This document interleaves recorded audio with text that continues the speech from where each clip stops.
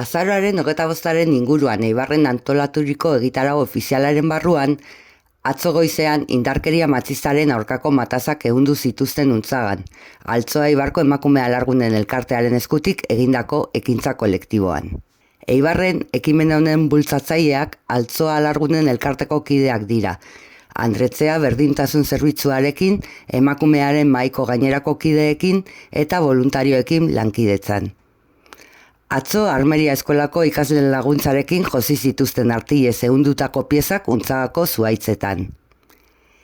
Indarkeria sexistaren aurkako matazak ehuntzen izenekoa, indarkeria sexista salatu nahi duen proiektu bat da. Espazio publiko batean ekintza kolektibo bat eginez, ehundutako pieza artistikoen bidez irudikatuta. Ekintza kolektibo honen helburu nagusia, emakumeek pairatzen duten eta indarkeriaren errobera diren desberdintasun eta diskriminazio egoera ikusaraztea da. Eibarko udal talde ezberdinetako kideek elkarretaratze bateratua egin zuten atzo indarkeria matxistaren kontrako nazioarteko egunean. Arratsaldean berriz manifestazioa egin zen Eibarren Matraka Eibarko gazte feminista taldeak deituta.